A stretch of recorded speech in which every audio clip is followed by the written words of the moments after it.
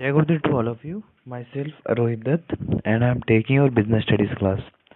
So students, in our previous class we have started joint stock company, completed its features, and today we will be seeing its merits and demerits.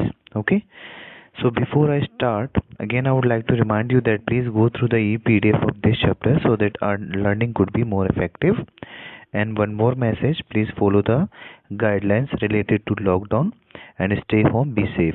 Okay, so coming to our first point, merits, that is limited liability.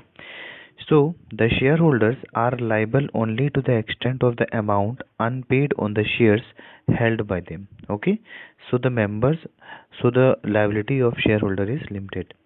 Then coming to next, that is transfer of interest. So there is easy transferability of shares, increase the attractiveness of shares for investment. Got it? So in this you can easily transfer your shares. Then coming to third, perpetual existence. So existence of a company is not affected by death, insanity, retirement, resignation and insolvency of its members. Okay.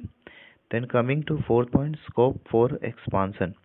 So a company can collect huge amount of capital from unlimited number of members because of limited liability, easy transferability and chance of high return. Okay, so capital can also be attracted from banks or financial institutions, hence there is greater scope of expansion. Then coming to point number 5, professional management. So a company can afford to pay high salaries to specialists and professionals. So as each department is headed by an expert, greater efficiency is observed in company's operation and decision making. Got it? Then coming to next point, that is limitation. So first point is complexity in formation. So the procedure of formation of a company is very long and complex process and consumes much time and effort. So it is an expensive and requires lot of legal formalities to be fulfilled. Okay, coming to next point, that is lack of secrecy. So according to the Companies Act, a public company is required to publish and file its annual account and reports. Okay, that means he has to file prospectus.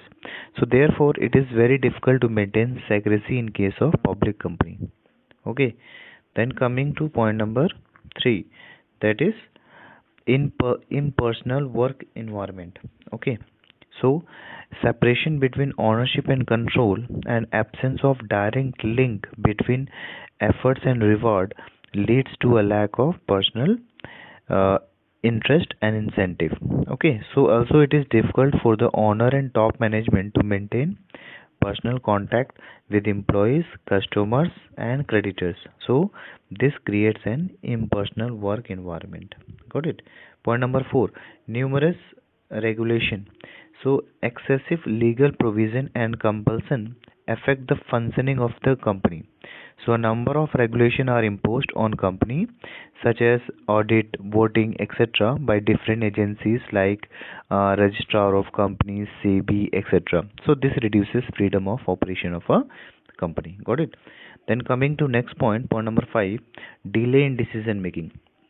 So companies are managed by BOD, followed by top, middle, and then lower level management. So due to these channels, approval of various proposals get delayed. So factors such as red tapeism and bureaucracy do not permit quick decision and prompt action. Okay.